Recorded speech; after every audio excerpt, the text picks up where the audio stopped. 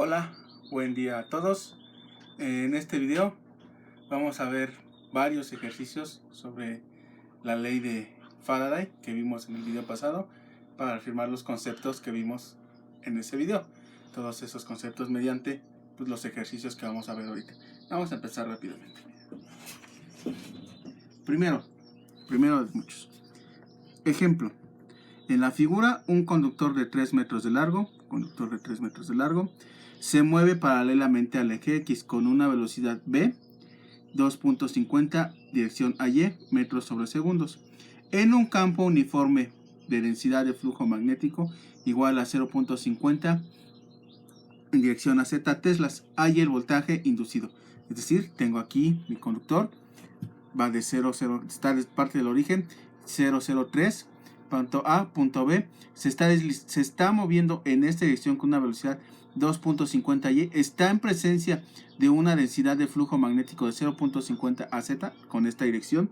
Entonces, ¿cuál es el voltaje inducido aquí al mover este conductor en presencia de un campo magnético? Bueno, entonces, como el campo es uniforme y está en ángulo recto respecto de la velocidad y el conductor es normal a ambos, entonces, si recuerdan el video pasado, el voltaje simplemente lo podemos obtener como la magnitud de V, la longitud del conductor y la velocidad a la que éste se mueve. Simplemente sustituyendo los valores, la densidad de flujo magnético, la longitud del conductor y la velocidad a la que se está moviendo. Y me da 3.75 volts. ¿Cómo obtener la polaridad? A partir de la regla de la mano derecha se obtiene que V es positivo. ¿Cómo es esto? Porque tengo nuevamente el producto cruz. Miren, este es velocidad, mano derecha, velocidad, campo y la dirección de flujo. Velocidad va hacia acá, el flujo va hacia arriba. O sea, háganlo ustedes así con su manita o véanlo así. Velocidad moviéndose hacia allá, el flujo va hacia acá y entonces el campo eléctrico va en esta dirección. En esta dirección va de aquí hacia acá. Entonces este es positivo, la corriente iría en esta dirección. En el sentido convencional de la corriente iría desde aquí hacia acá, que lleva la misma dirección del campo eléctrico. Si nosotros cerráramos el circuito, pusiéramos por aquí una resistencia, pues veríamos que la corriente va en esta dirección y este sería el terminal positivo y aquí sería mi terminal negativo. ¿Okay? Regla de la mano derecha que nos va a ayudar a encontrar esta polaridad para casos como este. O bien, miren, la dirección del campo eléctrico y por lo tanto la corriente convencional se obtiene de, tengo el campo eléctrico móvil que se genera aquí y es igual al producto cruz de la velocidad por la densidad de flujo eléctrico.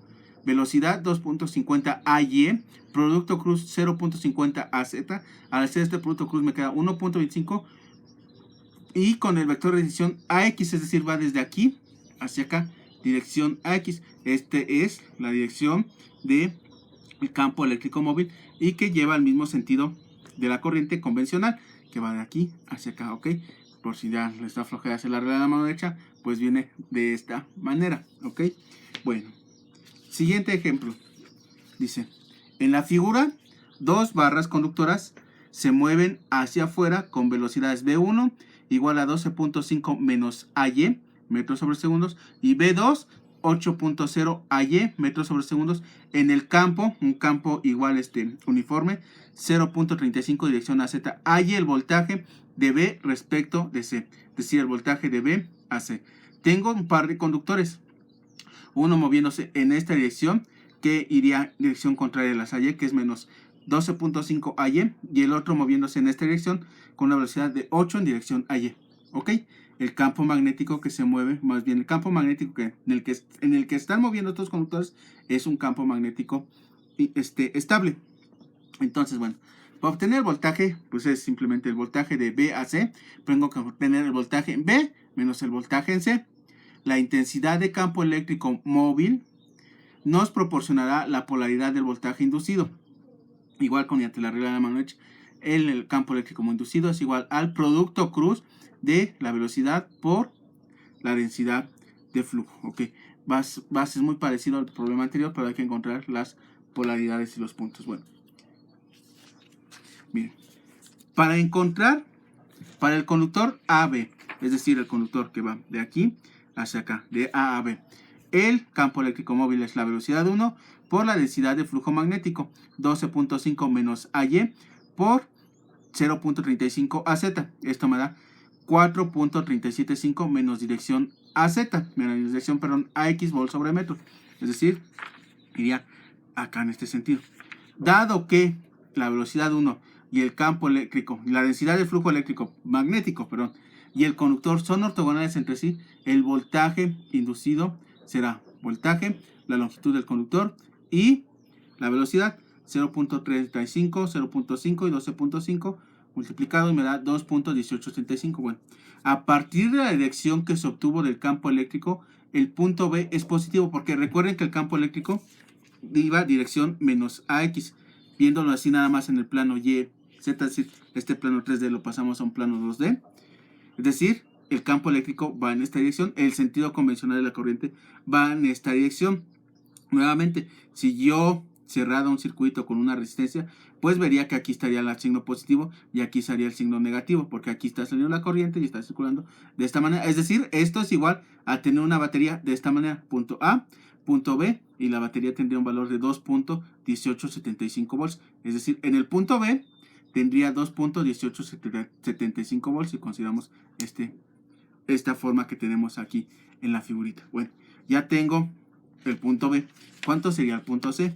Miren, para el conductor DC, este que tengo aquí, de DC, pues nuevamente, la dirección del campo eléctrico móvil me la va a dar el producto cruz de la velocidad a la cual está moviendo el conductor 2 por la densidad de flujo magnético, 0.8 AY por 0.35 AZ.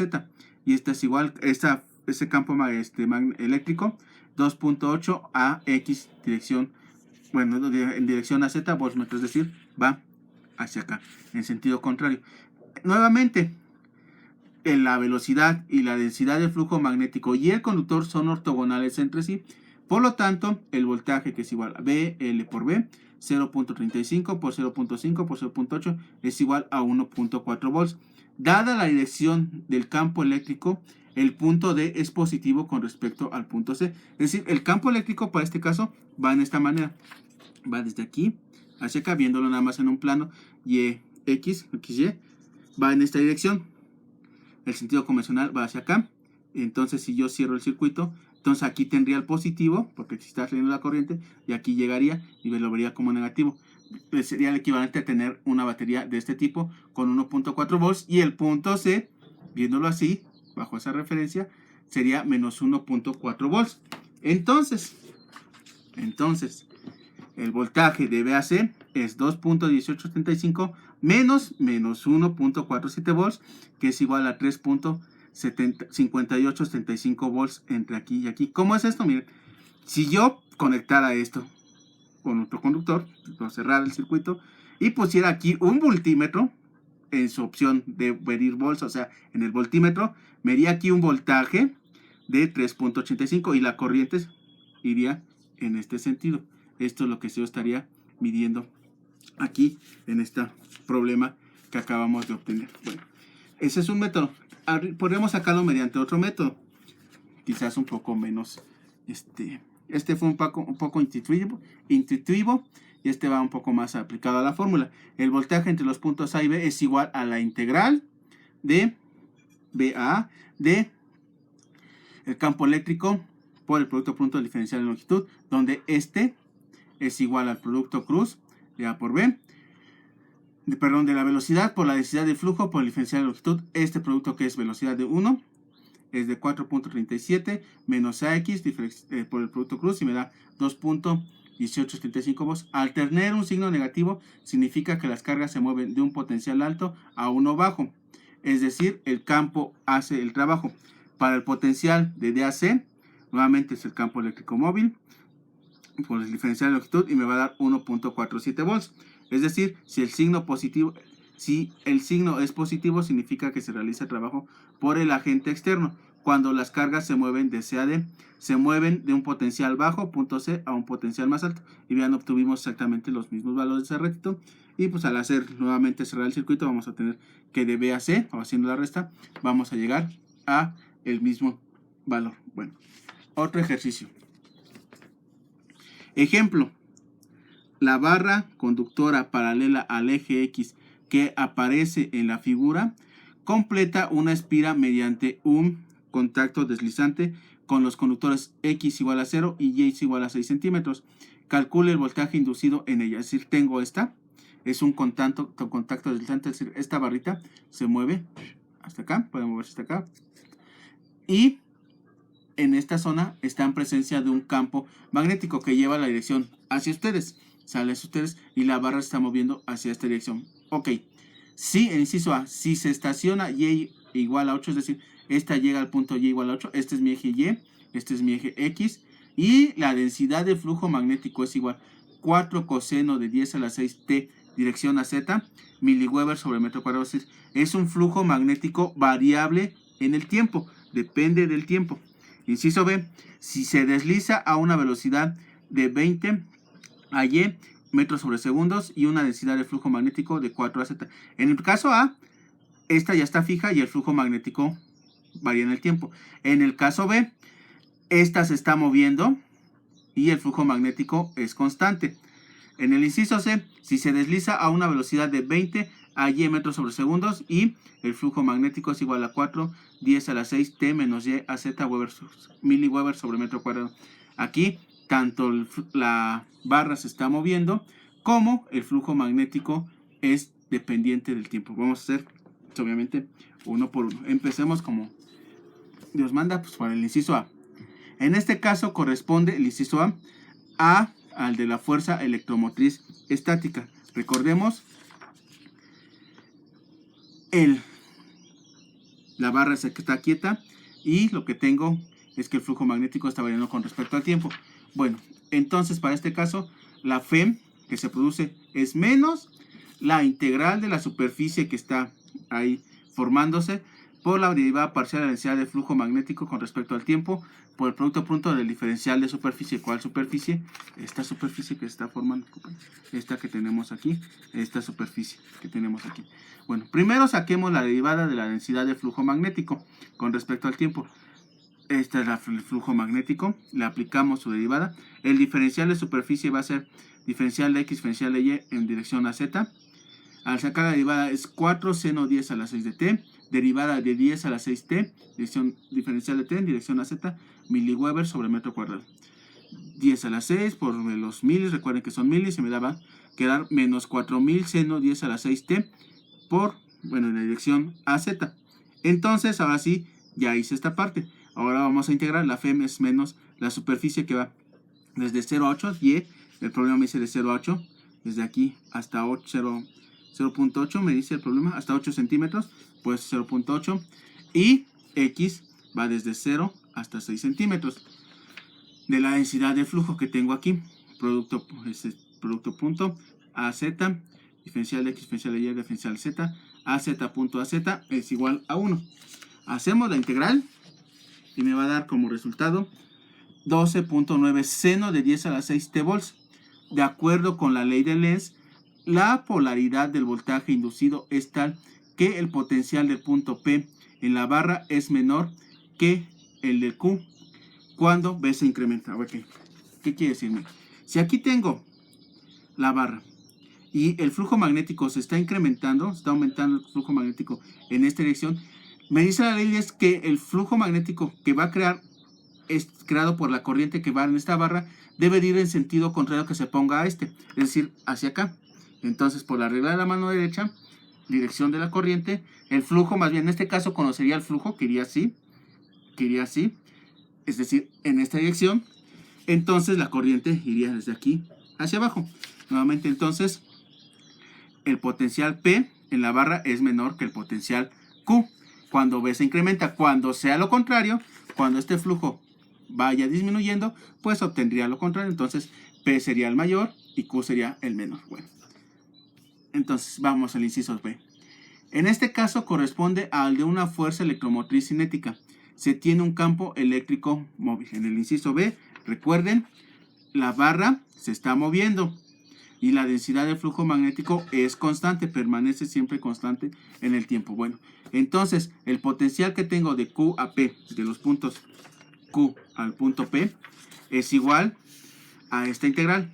Q a P, el campo eléctrico móvil por el diferencial de longitud y me lleva a esto. Entonces recuerden que el campo eléctrico móvil es el producto cruz de la velocidad por el flujo magnético y por el diferencial de longitud. El producto cruz de la velocidad por la densidad de flujo magnético, velocidad 20 a Y, producto cruz de 4 a Z, miliwatts por metro me da 0.08 dirección a X. Entonces el producto cruz por el diferencial de longitud, 0.08, por el diferencial de longitud, ¿hacia dónde vamos? Estamos yéndonos en la dirección X, vean, sobre el eje X. Es igual, diferencial de X, dirección a X, 0.8. Bueno, hacemos la integral desde 0 hasta 0.6 y me da 4.8 milivolts.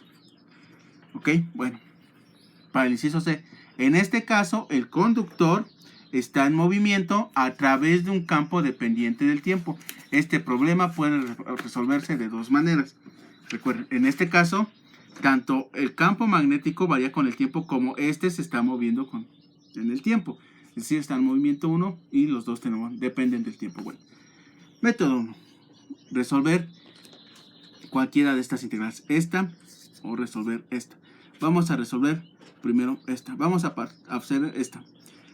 A sacar la derivada parcial de la densidad de flujo magnético con respecto al tiempo, la multiplicamos por el diferencial de superficie, la integramos en la superficie y luego sacamos esta integral. Primero por partes.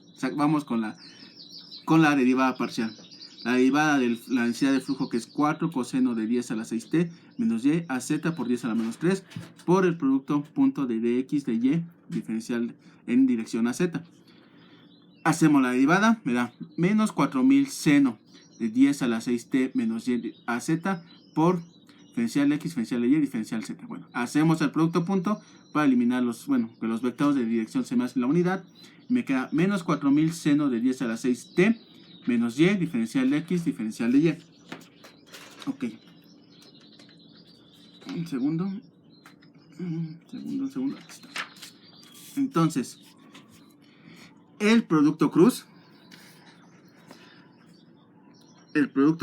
de la velocidad por la densidad de flujo es 20 a y por 4 por 10 a la menos 3 coseno de 10 a la 6.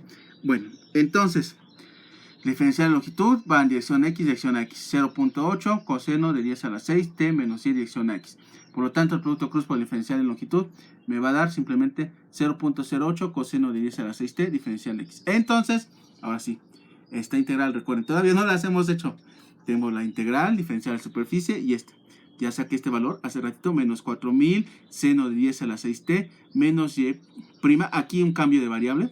Nada más le puse una y prima para no confundir la y. ¿Por qué? Pues porque no me está dando límite, nada más está diciendo que se mueve en esta velocidad, no sé, en diferentes puntos de y, de 0 a una posición y, más de 0.06 a 0.8. ¿Por qué? Miren, a algunos les va a causar confusión. ¿Por qué? ¿Por qué no integrar de 0 a 6? Si no estoy integrando desde 6 a 0. Por lo que vimos en el video anterior, lo mismo que más o menos hablamos cuando vimos rotacional. Los límites de la segunda integral se eligen tal que en la integración el contorno C se recorre de tal manera que el área encerrada está a la izquierda. Es decir, este sería mi contorno. Aunque nada más estoy evaluando esta parte. Pero esto es mi contorno. Y está encerrando esta superficie. Si yo alegremente me pusiera a caminar por aquí, y tendría que, a mi mano izquierda, si me pongo a caminar por aquí, a mi mano izquierda debe quedar la superficie. Para que quede de ese lado la superficie, en este segmento tengo que hacer mi integral desde 6 centímetros hasta 0. Por eso queda así, de esta manera. Hay que tener mucho cuidado con eso, ¿ok? Pero mientras tengamos presente eso, ya no hay más problema. Nada más hay que resolver esta integral. Bueno, vamos a resolver esta integral resolviendo la primera integral. Es decir, la de menos, la de parcial de la densidad de flujo del tiempo que tenemos aquí. Bueno, tenemos esta integral. Hacemos nuestro cambio de variable para que sea más fácil. Bueno, u 10 a la 6t menos y', diferencial de u menos diferencial de y'. Bueno, va a resultar en menos 4000 menos coseno de 10 a la 6 de t menos y' de 0 a y. Con, bueno, para la otra integral de x diferencial de x. Hacemos los límites, aplicamos los límites. Me resultan esto, coseno de 1006, de 10 a la 6t menos y menos coseno de 10 a la 6t. Todo esto diferencial de x para la segunda integral de 0 a 0.6. Esta es la de la superficie, ¿eh? Ahora 4000, ahora hacemos la integral y me va a dar 4000 por 0.6 coseno de 10 a la 6t menos y menos coseno de 10 a la 6t. Hacemos los productos y me da 240 coseno 10 a la 6t menos y menos 240 coseno de 10 a la 6t. Ya resolvimos una parte. Nos falta la otra integral. Resolviendo la otra integral, producto cruz de la velocidad por la densidad de flujo. Ya la habíamos sacado. 0.08 coseno de 10 a la 6t menos y diferencial de x. Hacemos la integral.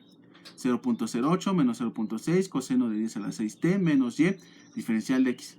Igual a menos 4.8 por 10 a la menos 3 coseno de 10 a la 6t menos y.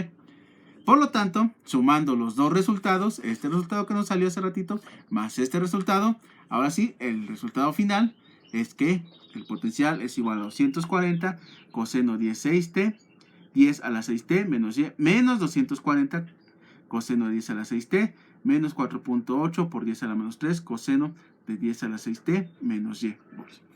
Recuerden que les dije que eran dos métodos. Este fue el primer método. El segundo método.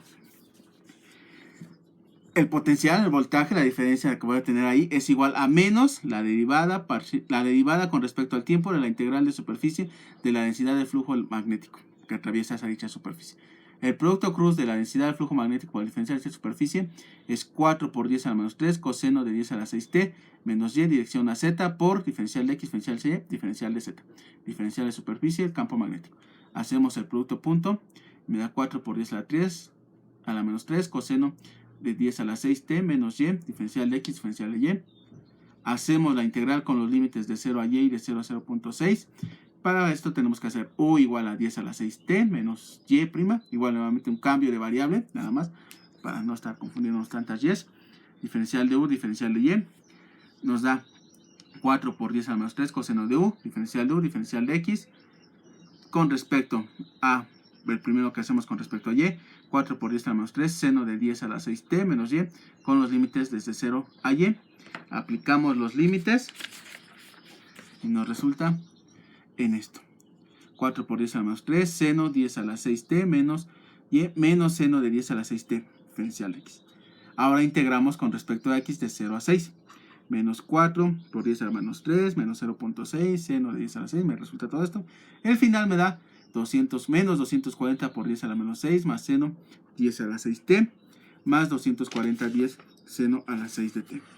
Menos 6t, seno de 10 a la 6 por el tiempo. Entonces, bueno, ahora ya aplicamos la derivada. Ahorita nada más sacamos la integral. Ahora la derivamos con respecto al tiempo. Derivamos con respecto al tiempo este resultado, menos 240 por 10 a la 6, seno de 6t.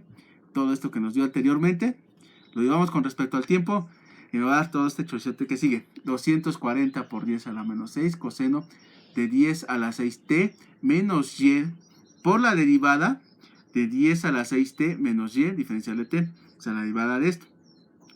Menos 240 por 10 a la 6, coseno de 10 a la 6t, diferencial de t. Debo diferenciar esto con respecto a t. Ok. Arreglando un poquito los términos, me va a quedar 240 por 10 a la 6. No se les olvide porque aquí es donde les va a causar quizás conflicto. ¿Cómo son las derivadas? Es la derivada de coseno de u, es coseno, la derivada de u por la derivada de u con respecto al tiempo. Vayan a un libro de cálculo para que vean cómo es la forma. Bueno, aquí tengo este u. 240 por 10 a la menos 6, coseno de 10 a la 6t menos y, 10 a la menos 6t. Estoy rearreglando, reacomodando un poquito estos términos. Diferencial de y, diferencial de t. Menos 140, 10 a la 6. Bueno, esto lo multiplico por esto. 240 coseno de 10 a la 6t menos y. Esto lo multiplico por esto. Tengo diferencial de y, diferencial de t. Menos 240 coseno. Y algo bien importante. Diferencial de y con respecto al t. Ese diferencial de y con respecto a t es igual a la velocidad. Cálculo diferencial de medida superior. Este es con respecto a y. Es una variable con respecto al tiempo. Está variando la posición con respecto al tiempo. ¿Eso qué es? Velocidad. La velocidad me la está dando el problema, que es de 20 dirección a y. Como la tengo aquí, 20 metros sobre segundos. Entonces, este valor lo puedo sustituir por el valor de 20. Entonces B es igual a 240 coseno 10 a la 6t menos y menos B, la velocidad, 240 coseno de 6 menos 240. Bueno, me llevo a esto que tengo aquí. Ya nada más hice la multiplicación. Reordeno un poco los términos y me lleva a esto.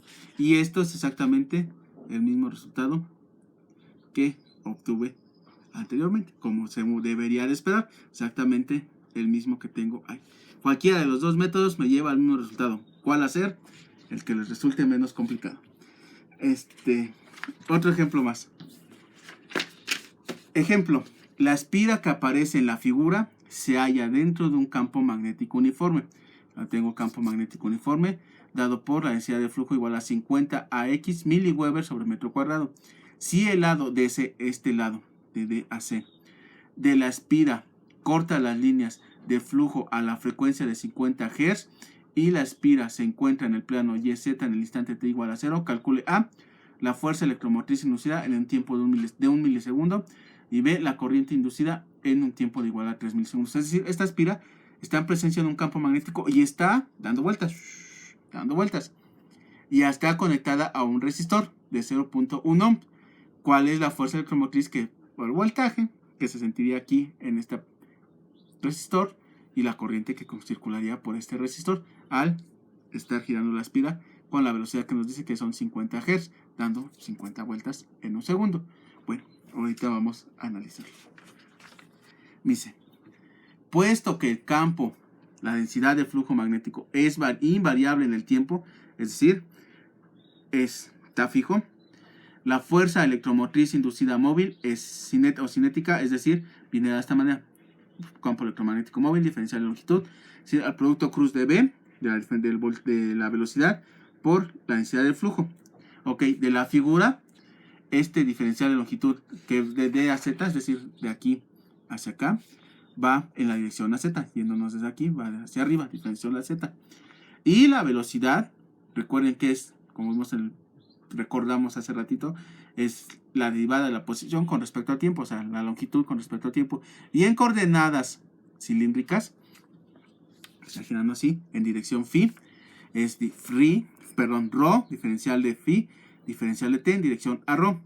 Y algo importante, diferencial de phi con respecto al tiempo, esto es igual, se conoce como velocidad angular. Está variando el ángulo con respecto al tiempo, no tanto la posición, sino el ángulo. Bueno, es una posición, pero se llama velocidad angular, libros de física. Y la velocidad entonces es igual a rho, esta velocidad angular, en dirección a phi. Se transforma la densidad del flujo magnético a coordenadas cilíndricas para tener cilíndricas con cilíndricas, o esféricas con esféricas, o cartesianas con cartesianas. En este caso, que todos nos queden en esféricas. 0.5 AX es igual a 0.5 coseno de phi, dirección a rho, seno de phi, dirección a phi que tengo yo ahí. Bueno, y el producto cruz, por lo tanto, el producto cruz de la velocidad por la densidad de flujo, que es esto, recuerden, el producto cruz lo podemos resolver a partir de esta matriz, me va a dar a menos rho omega 0.5 coseno de phi en dirección a z. Por lo tanto, esto implica que el producto cruz de la densidad de la velocidad por la densidad del flujo por el producto punto de la diferencial de longitud es esto. Producto cruz de la velocidad por la densidad del flujo por diferencial de longitud me lleva a menos rho omega 0.5 coseno phi diferencial de z. Si rho es igual a d, ¿por qué?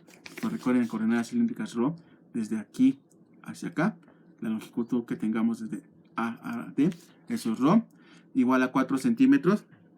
¿Por qué 4 centímetros? Me lo está dando el problema. 4 centímetros. Y omega es igual a 2πf. 2pi por la frecuencia me la está dando el problema, que dice 50 Hz. Entonces omega es igual a 100pi. Por lo tanto, ahora sí, numéricamente, este producto de la velocidad por producto cruz de la densidad de flujo diferencial de longitud es igual a menos 0.2 pi coseno de phi con respecto a z. Bueno, entonces el potencial va desde z igual a 0 hasta 0.3, que es lo que mide, recuerden, 3 centímetros. 3 centímetros. Z va de aquí a acá, son 3 centímetros. Bueno, tengo esta y me da menos 6 pi coseno de phi por 10 a la menos 3 volts. Ok. Ahora bien, es necesario determinar phi, pero se sabe que omega, como vimos anterior, es igual a la derivada de phi con respecto al tiempo. ¿Qué es esto? Es una ecuación diferencial de primer orden. Su solución es phi igual a omega t más C0. En t igual a 0, nos está diciendo el problema, phi es igual a pi medios, ya que la espira se sitúa en el plano YZ en ese instante. C0 es igual a pi medios, por lo tanto, así phi es igual a omega t más pi medios. Entonces, el voltaje es igual a menos 6 pi coseno omega t más pi medios por 10 a la menos 3. Esto me resulta en 6 pi seno de 100 pi de t milivolts. Entonces ya, en t igual a 1 milisegundo, el voltaje es igual, el voltaje es igual 6 pi por 10 a la 3, 100 pi por el tiempo, 1 milisegundo por 10 a la menos 3, y me va a dar 5.8248 milivolts. Ve, la corriente que se induce en el resistor es igual al potencial, voltaje, entre la resistencia. El voltaje viene de esta manera, la resistencia es de 0.1 ohm, no nos da el problema. Entonces la corriente es esto que tengo aquí, 60 pi seno de 100 pi de t miliamperes. En t igual a 3 milisegundos, sustituyo 3 milisegundos aquí y me da que la corriente es igual a 125.4961 miliamperes. Bueno, espero que con esto haya quedado muchísimo más claro los conceptos de la ley de Faraday y bueno, nos vemos en el siguiente video. Hasta luego.